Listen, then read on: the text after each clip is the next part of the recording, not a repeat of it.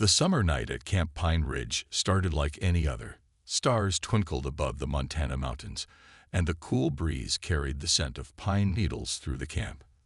6 kids sat around a dying campfire, roasting their last marshmallows of the evening while their counselor told ghost stories. Jack poked the fire with a stick, watching the sparks fly up into the dark sky.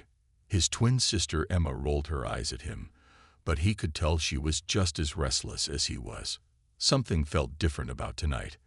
The air seemed to buzz with energy, making the hairs on their arms stand up. Tom, their best friend since kindergarten, sat cross-legged on a log, his glasses reflecting the firelight as he looked up at the stars. He always said the mountains were the best place to watch for shooting stars, but tonight the sky seemed oddly still. Next to him, Pete bounced his leg up and down, unable to sit still even after a full day of hiking and swimming. Rose hugged her knees to her chest, her dark hair falling forward as she typed something on her phone, probably another line of code for the game she was making. Max, the quietest of the group, just watched the flames dance, his mind likely working on some puzzle or another. The counselor finished his story about a haunted mine shaft and checked his watch. "All right, kids, time for bed. Big day tomorrow with the nature hike." He stood up and stretched, not noticing the strange shimmer in the air behind him. That's when the lights started. At first, they thought it was lightning, but the flashes were too regular, too controlled. They came from everywhere and nowhere at once, washing the campground in waves of blue-white radiance. The counselor froze mid-step, then slumped forward like a puppet with cut strings. "Tom." Emma's voice shook as she grabbed her brother's hand. "What's happening?" Before Tom could answer, tall figures stepped out of the darkness between the trees. They'd moved wrong, like stick insects walking on their hind legs, their bodies too thin and too tall to be human. Their skin seemed to shift colors in the strange light, and where their faces should have been, they had only smooth, reflective surfaces that looked like mirrors. Pete jumped up, ready to run, but his feet wouldn't move. Rose dropped her phone, its screen cracking on the rocks. Max opened his mouth to shout, but no sound came out. The air felt thick, like moving through syrup. Jack tried to pull Emma behind him, his big brother instincts kicking in even though they were the same age. "Stay away from them," he yelled, but his voice sounded distant and muffled, as if he were underwater. The figures moved closer, their movements jerky and insect-like. One raised a long, spindly arm holding something that looked like a glass wand. A high-pitched hum filled the air, and the world began to fade around the edges. Tom, always the science kid, managed to whisper, "They're not human," before his eyes rolled back and he slumped against Jack. One by one, the children fell unconscious. As Emma's vision blurred, she saw more figures emerging from the woods, carrying what looked like floating glass boxes. The last thing she remembered was being lifted by impossibly gentle hands and feeling like she was floating. When the camp staff found the empty campfire circle the next morning, there was no sign of struggle. The counselor had no memory of anything unusual happening. The only evidence that something was wrong was 6 empty sleeping bags in the nearby cabin, still warm as if their occupants had just vanished into thin air.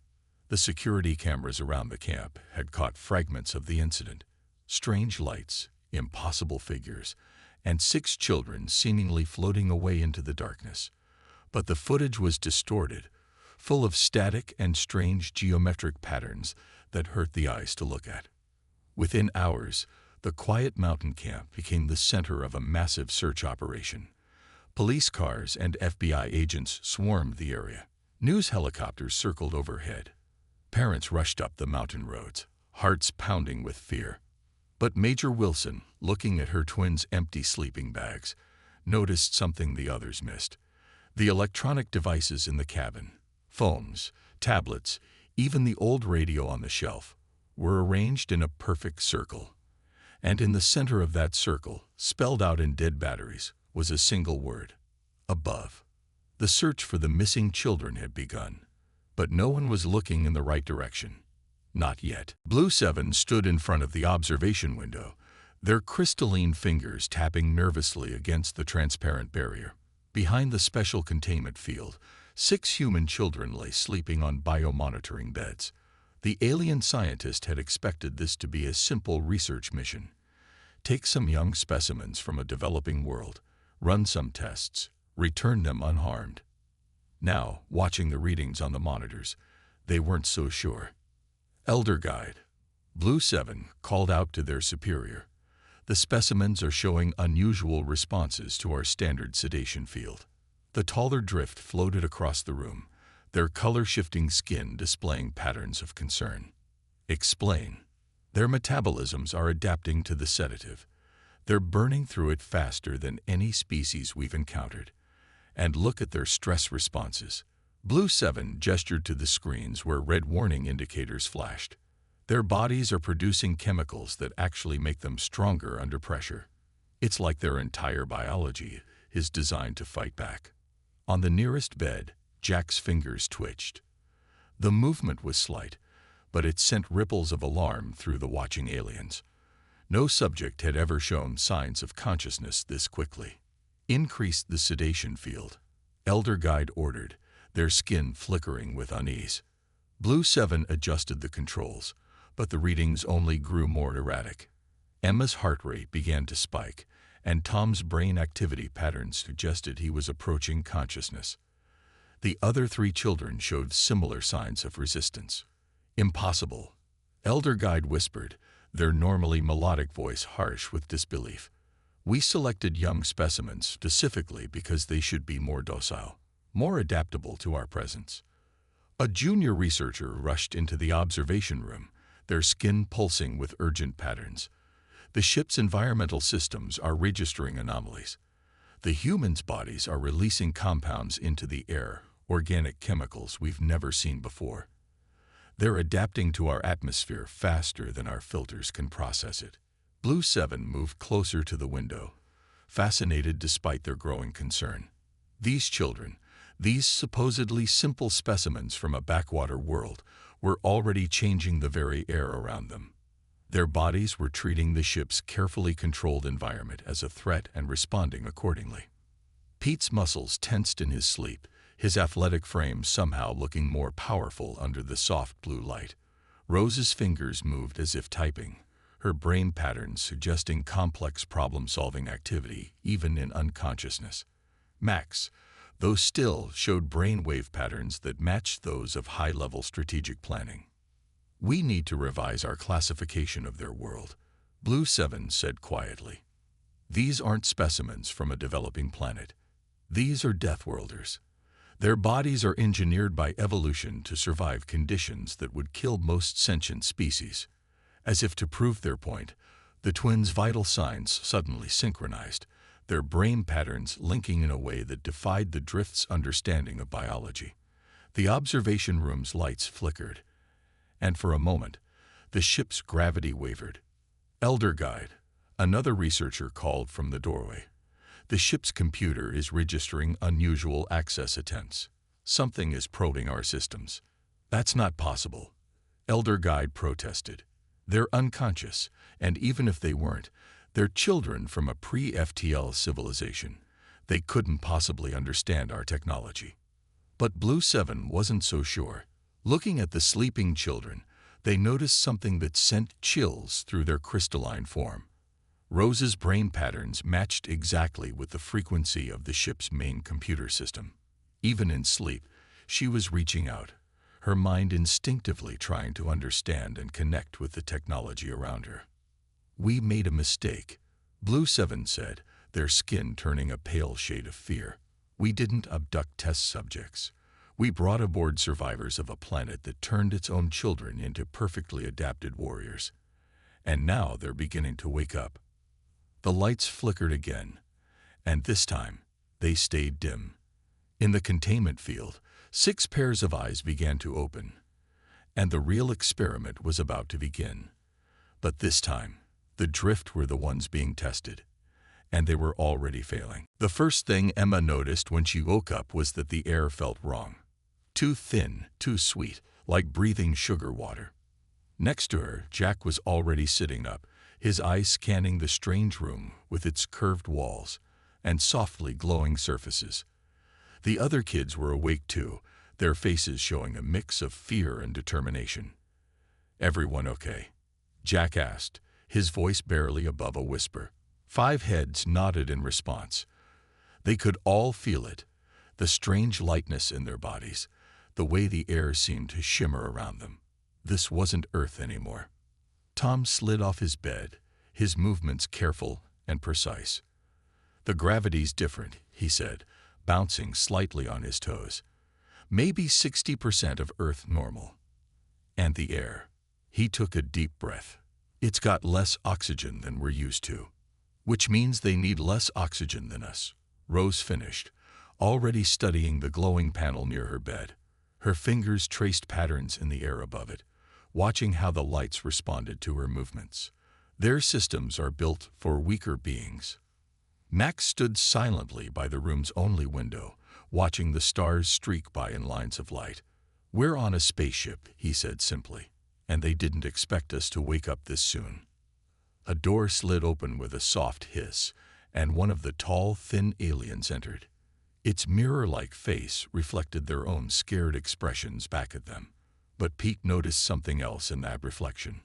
Uncertainty. The alien was afraid. "Your vital signs indicate distress," the creature said in perfect English, its voice coming from somewhere near its chest. "We mean you no harm. This is a scientific mission." Emma felt Jack's hand squeeze hers, their silent twin signal for their lying. She squeezed back twice. "I know. If you mean no harm," Tom said, stepping forward. "Then take us back home." His voice cracked slightly, but his eyes were steady behind his glasses. The alien's skin rippled with colors. "We cannot do that yet. The tests." "No tests," Rose interrupted, her fingers still dancing over the control panel. "Your ship's computer, it's like the games I code, just bigger. And look," she pressed something, and the lights in the room turned bright red. "It responds to simple pattern recognition." The alien moved to stop her, but Pete was faster.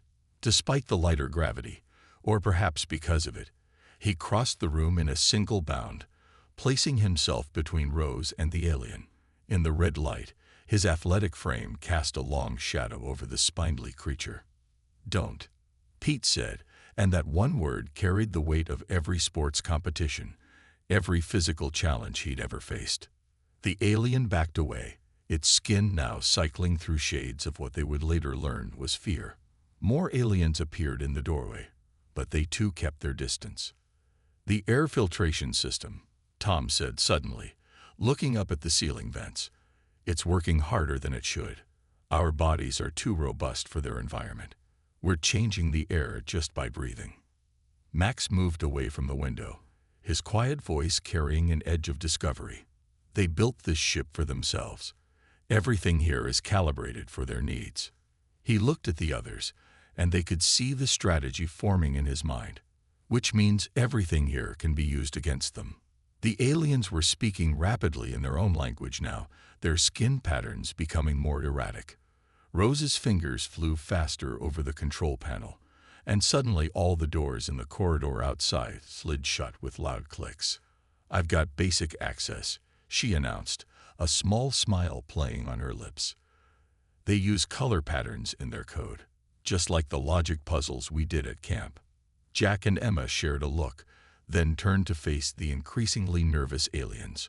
All those years of planning pranks together, of covering for each other, of thinking as one. It had prepared them for this moment. "You took us from our home," Jack said. "Now we're taking your ship," Emma finished.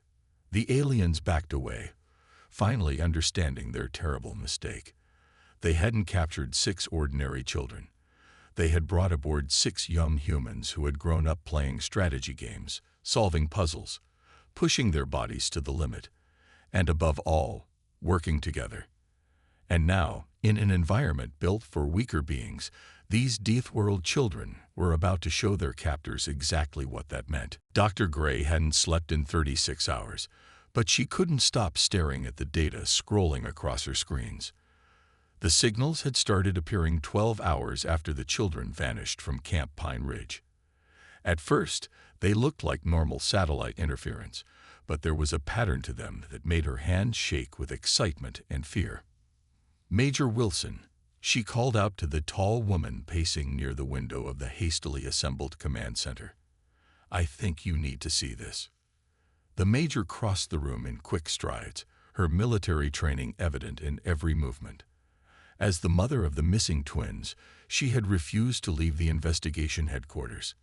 Now, looking at Dr. Gray's screens, her eyes widened. "These patterns," Dr. Gray explained, pointing to the repeating sequences, "they're not random.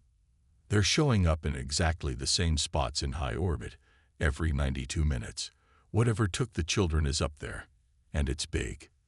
The room, filled with FBI agents, military personnel, and scientists, grew quiet. On another screen, security footage from the camp played on loop. The strange lights, the impossible figures, the children floating away. They had all seen it hundreds of times, but nobody could explain it. "Look at this part of the signal," Dr. Gray continued, highlighting a section of the data. "It's using more power than a small city, but it's completely invisible to normal radar. The only reason we can detect it at all is because it's affecting our satellite's communications in a very specific way." A young technician burst into the room, waving a printout. "Dr. Gray, Major, we're picking up new signals. They're coming from the same location, but they're different. They're—" He paused, catching his breath. "They're in binary code." Major Wilson grabbed the printout, her hands trembling slightly. "Binary. Like computer code." "Yes," Dr. Gray said, already typing furiously at her keyboard. "And it's not just random binary. It's—" She stopped, her eyes growing wide. "It's a game pattern. The same kind of patterns used in basic computer games. The kind kids play." The major's face lit up with understanding. "Rose, the girl who makes games. She's trying to communicate." Across the country, other scientists began reporting the same signals. Radio telescopes picked up strange electromagnetic pulses that matched no known natural phenomenon. Satellite systems recorded brief glimpses of something massive moving in orbit, visible only through the distortions it created in Earth's magnetic field. In the command center, Dr. Gray's computers began decoding more of the binary signals. "They're sending us data," she whispered in awe. "Massive amounts of it. Engineering schematics, biological data, star charts. The children aren't just alive up there. They're learning about their captors." Major Wilson leaned over the scientist's shoulder, her military training helping her spot something crucial. "These schematics, they're showing us weaknesses. Points where the ship's hull is thinnest, where their life support systems are most vulnerable. The kids aren't just gathering intelligence. They're giving us a tactical advantage." More data poured in as the hours passed. The children had found ways to access their captors' computer systems, and they were sending everything they could back to Earth. Star maps revealed the existence of faster-than-light travel. Engineering diagrams showed how alien gravity drives worked. Medical scans exposed the biological weaknesses of their captors. "They're not just survivors," Dr. Gray said softly, watching the data flow across her screens. "They're resistance fighters. They're turning their prison into humanity's first foothold in space." Major Wilson straightened up, her military bearing returning as hope replaced fear. "Then we need to be ready. If our children are fighting up there, we need to fight down here." She turned to the room full of Earth's brightest minds and bravest defenders. "We're going to get them back, but more than that, we're going to make sure this never happens to another human child again." In orbit above them, invisible to normal eyes but growing clearer with every bit of data, the children sent home. Humanity's first alien contact was turning into humanity's first interstellar victory. And it all started because someone made the mistake of thinking human children would be easy targets. Tom stood in what they had started calling the engine room, though it looked nothing like any engine he'd seen in his science books. His glasses fogged up slightly from the strange mist that leaked from the glowing tubes running along the walls. The ship's atmosphere was getting harder for their captors to maintain, but easier for the children to breathe. "The air mix is almost perfect now," he called out to Rose, who sat cross-legged near a control panel she had modified. "Their filters can't keep up with how our bodies are changing the environment. We're literally making the air more Earth-like just by breathing." Rose nodded, her fingers dancing across the alien controls she had partly rewired using bits of her broken phone. "Their systems are trying to compensate, but they can't handle it. Every time they adjust, we adapt faster. It's like their whole ship is allergic to us." Through the ship's internal communication system they'd hijacked, they heard Pete's voice. "Guys, you need to see this. Upper deck now." There was excitement in his voice, the kind they usually heard before he won a big game. Jack and Emma were already there when Tom and Rose arrived. Max stood quietly in the corner, watching the alien crew through the observation window. The drift were moving slower now, their stick-like bodies swaying as they tried to cope with the changing atmosphere. "Watch this," Pete said. He took a deep breath and jumped. In the weakened gravity and Earth-like air they'd created, he soared almost to the ceiling. "We're getting stronger while they're getting weaker. Their gravity controls can't handle our muscle density." Max stepped forward, his strategic mind putting the pieces together. They built everything here based on their own limitations. They never expected to hold prisoners who could turn those limitations against them. Emma walked to the window, watching the aliens struggle. "Their skin keeps changing color when they talk. Rose, have you figured out what that means yet?" Rose pulled up a display on her modified control panel. "It's part of their language. The patterns match their computer codes. They're scared, really scared. They keep talking about something called Deathworld Adaptation Syndrome." Jack grinned. "Well, they're not wrong. We are adapting." He pointed to the medical scanner they'd found. "Look at our readings compared to when we first got here. Our bones are getting denser from the low gravity. Our lungs are processing their thin air better than their filters. We're not just surviving here. We're getting stronger." Tom moved to another control panel, this one showing the ship's course. "We're still headed away from Earth, but I think I've figured out how their star maps work. If we can get full control of the navigation system." "We already have more control than they know," Max interrupted softly. He pulled up a schematic of the ship on Rose's panel. "See these sections here and here? They've sealed themselves in, thinking they're containing us. But they've actually trapped themselves. We have access to all their vital systems now." The twins shared one of their silent looks.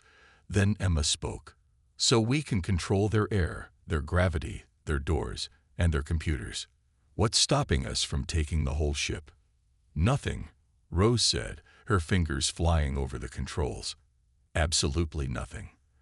Their security systems are built to stop things their size and strength. We're so different that most of their sensors don't even register us as living beings." Through the window, they watched as another group of aliens hurried past, their movements becoming more erratic as the atmosphere continued to change. The children's presence was literally reshaping the environment around them, turning the entire ship into a piece of Earth. "Time to let them know," Jack said, his voice firm. "They thought they were studying us. Well, class is over. Now they're going to learn what it means to mess with kids from Earth."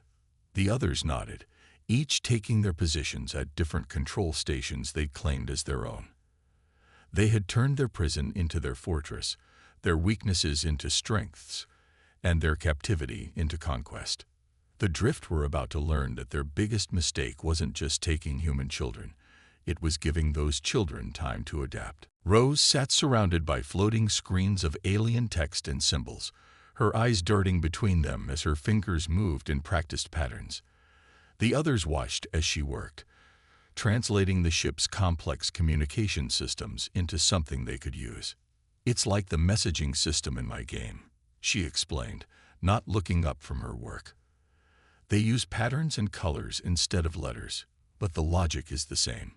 If we can match their transmission frequency, Her voice trailed off as she focused on a particularly complex sequence. Tom leaned forward, studying the strange symbols. Their communication tech is amazing. They can send signals faster than light, but they never thought to protect their systems from simple pattern matching. Because they never expected anyone to understand their language without years of study, Max said quietly. They think in colors and shapes. We think in patterns and puzzles. Emma walked over to the main viewing screen, where Earth was now visible as a tiny blue dot in the distance. Can we really reach them from here? We must be millions of miles away by now. We can, Rose said firmly. Their whole network is based on quantum entanglement. Distance doesn't matter. We just need to make Earth's computers understand our message. Jack stood watch at the door, keeping an eye on their alien captors through the security feeds they'd hacked. The drift are trying to break through the sealed doors in Section 7. Pete, can you adjust the gravity there again? Pete grinned and moved to another control panel. With a few quick adjustments, the gravity in that section increased just enough to make the already weakened aliens struggle to move. Done. They won't be bothering us for a while. Got it. Rose suddenly shouted, her hands flying across the controls. I'm into their main communication array. Now we just need to code our message in a way Dr. Gray will understand. The children gathered around her station, watching as she began converting their gathered knowledge into simple binary patterns. Tom helped her organize the technical data about the ship's systems. Max provided strategic information about the aliens' weaknesses. Pete added what they'd learned about drift biology and their physical limitations. Wait, Emma said, touching Rose's arm. Use the patterns from your game. The one you were working on at camp. Dr. Gray might recognize it. Rose's eyes lit up. The puzzle game. Yes, it uses simple binary patterns that any Earth computer could decode. And she smiled. I showed it to Dr. Gray at the science fair last month. Her fingers flew faster, converting everything they'd learned into the familiar patterns of her game's code. Ship schematics, alien biology, star maps, faster-than-light drive specifications, all of it transformed into a format that would make sense to Earth's scientists. There's something else we need to send, Max said, pulling up another screen. Show them what's happening to us, how we're adapting. They need to understand that we're not just surviving here, we're evolving. Tom nodded and added their medical data to the transmission. The changes in their bone density, their improved oxygen processing, their growing strength in the alien environment, everything that showed how their death world biology was turning the tables on their captors. Message ready, Rose announced. Should I send it? The twins shared one of their quick looks, then Jack nodded. Do it. Let's show Earth what their kids can do. Rose pressed the final sequence. On her screens, streams of binary code flowed out into space, riding the alien quantum network straight to Earth. The message would arrive instantly, carrying with it humanity's first detailed look at alien technology, biology, and space travel. Message sent, Rose said softly. Now we wait. Through the ship's windows, they watched the stars streak by, knowing that back on Earth, their message would be arriving at this very moment. They had just handed humanity the keys to the stars, and all because their captors had made one simple mistake. They had underestimated the adaptability, intelligence, and determination of 6 kids from a small summer camp in Montana. Blue 7 watched through the sealed barrier as their ship's command center buzzed with activity, but not from their own crew. The 6 human children had completely taken over, their small forms moving confidently between control stations that had once seemed too alien for them to comprehend. The youngest one, Tom, was explaining something about the faster-than-light drive to Rose, who typed rapidly at the main control panel. The athletic one, Pete, stood guard near the door, looking more comfortable in the ship's altered gravity than any of the drift crew had ever been. Max sat quietly at the navigation station, his eyes tracking multiple course projections at once. And the twins, Jack and Emma, stood at the center of it all, coordinating everything with the kind of unspoken understanding that still baffled the alien scientists. These children hadn't just survived their captivity. They had turned it into a victory. Elder Guide Blue 7 said softly to their superior, "The humans are receiving our transmission. Their ships are coming." Through the barrier, they watched Emma activate the main view screen. Multiple objects were approaching at speeds that should have been impossible for such a primitive species. But there they were, Earth's first faster-than-light ships, built using the very technologies the children had sent them. "They decoded our data in less than a week," Tom said, adjusting his glasses as he studied the approaching ships. Dr. Gray must have worked really fast. Rose smiled at her controls. The patterns worked perfectly. They understood everything we sent them. Look at their ship designs. They've already improved on the Drift's technology. The Earth ships grew larger on the screen, their hulls gleaming with a combination of human innovation and alien technology. They moved with a confidence that shocked the watching Drift. These weren't the cautious first steps of a species into space. This was the arrival of a power that had been waiting for its chance. "They're hailing us," Max announced, his quiet voice carrying across the command center. "Using our own quantum communication system, but modified. It's stronger now." Jack and Emma stepped forward together. "Put them through," they said in unison. The screen flickered, and Dr. Gray's tired but triumphant face appeared. Behind her stood Major Wilson, her eyes fixed on her twins. "Children," Dr. Gray said, her voice clear across the quantum connection, "you've done something incredible. Are you ready to come home?" "Almost," Jack replied, glancing at the sealed sections where the Drift crew waited. "We just need to finish something first." Emma nodded and turned to Rose. "Show them what we learned about their galactic civilization." Rose's fingers danced across the controls, bringing up star charts and data about the wider alien society that the Drift belonged to. "There are rules out there," she explained to the screen. "Laws about contact with developing worlds. The Drift broke those laws when they took us. Which means," Max added, standing up from his station, "Earth has a legitimate claim now. Not just for their technology, but for recognition as a protected species." Through the barrier, Blue 7 watched in astonishment as the human children laid out their case with the precision of seasoned diplomats. They had learned more about galactic law in a few days than many species did in years. "We're sending you the coordinates for their homeworld," Tom said to Dr. Gray. "And their central government. Everything you need to make sure this never happens to another human child." Major Wilson stepped forward on the screen. "And the Drift crew." Pete grinned, flexing his stronger-than-Earth normal muscles. "They're safe. Just a bit uncomfortable in the gravity and air mix we created. Turns out humans are really good at changing environments to suit us." The Earth ships moved into position around the Drift vessel, their modified weapon systems easily overwhelming the alien defenses, but they didn't need to fire a shot. The children had already won this battle with knowledge, adaptation, and the uniquely human ability to turn disadvantage into strength. As the rescue teams boarded and the children prepared to return home, Blue 7 made a final note in their research log. Conclusion: never underestimate a species that turns its own children into survivors.